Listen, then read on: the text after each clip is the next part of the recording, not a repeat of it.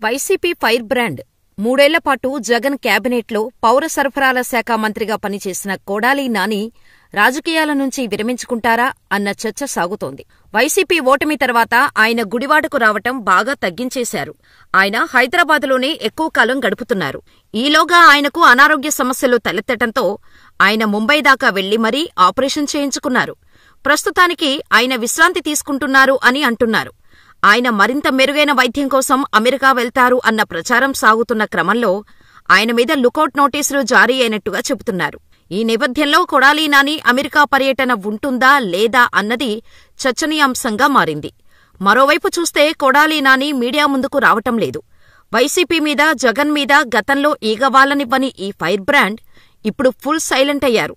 తనకు ఇష్టమైన నేత, అత్యంత సన్నిహితుడైన గన్నవరం మాజీ ఎమ్మెల్యే వంశీని అరెస్ట్ చేసినప్పుడు విజయవాడ జైలులో ఆయనను పరామర్శించేందుకు అధినేత జగన్తో కలిసి వచ్చారు. అయితే నాడు ఆయనకు ములాఖత్ అవకాశం దక్కలేదు. ఆ తర్వాత నాని మళ్లీ ఏపీలో కనిపించింది లేదు అనే చెప్పాలి. ఇక గుడివాడ నియోజకవర్గంలో టీడీపీ ఎమ్మెల్యే వెలిగండ్ల రాము దూకుడు రాజకీయం చేస్తున్నారు. వైసీపీ నుంచి పెద్ద ఎత్తున నేతలను చేర్చుకుంటున్నారు. నాని అనుచరులు కూడా చాలా ఇబ్బందికరమైన పరిస్థితుల్లో ఉన్నారు. వైసీపీకి నడిపించే నాథుడు లేక అవస్థలు పడుతోంది. మరో 15 రోజులలో ఏపీలో కూటమి పాలనకు ఏడాది పూర్తవుతుంది. వైసీపీ ఓటమికి కూడా ఏడాది అవుతుంది.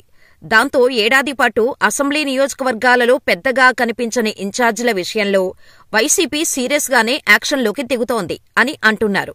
పార్టీ బతికి బట్టకట్టాలి అంటే అక్కడ నాయకత్వం ఉండాలని భావిస్తోంది అని అంటున్నారు. దాంతో గుడివాడలో కూడా వైసీపీ తరపున కొడాలి నాని ప్లేస్లో కొత్త ఇన్ఛార్జి వస్తారని అంటున్నారు. నాని అనారోగ్య సమస్యలతో పాటు రాజకీయాల పట్ల పెద్దగా ఆసక్తి చూపించటం లేదని అంటున్నారు. 2004 నుంచి 2019 దాకా వరుసగా నాని 4 సార్లు గుడివాడ నుంచి గెలిచారు. 20 ఏళ్లపాటు ఎమ్మెల్యేగా ఎదురులేకుండా పనిచేశారు. మంత్రిగా 3 ఏళ్లపాటు పనిచేశారు. దాంతో ఆయనకు ఈ రాజకీయ జీవితం సంతృప్తిని ఇచ్చిందని అంటున్నారు. 2024లో ఓటమిపాలు కావటంతో ఆయన ఇక తన రాజకీయానికి స్వస్తి పలుకుతారు అని ప్రచారమైతే సాగుతోంది. ఆయన మీద కూటమి ప్రభుత్వం కేసులు పెట్టింది అని చెబుతున్నారు. లుకౌట్ నోటీసులు, కేసులు కనుక తెమిలితే మాత్రం నాని అమెరికా వెళ్లి అక్కడే సెటిల్ అవుతారని ప్రచారమైతే సాగుతోంది. మరి ఈ ప్రచారంలో నిజమెంత? నాని రాజకీయాల నుంచి తప్పుకుంటారా లేక 2009లో మళ్లీ పోటీకి దిగుతారా అన్నది చూడాలి. అయితే నాని అయితే ఈ మధ్యలో గుడివాడకు వచ్చి డైలీ పాలిటిక్స్ చేసే అవకాశాలైతే లేనందువల్ల ఆయన ప్లేస్లో వైసీపీ ఇన్ఛార్జిను నియమించటం ఖాయమన్న మాట వినిపిస్తోంది.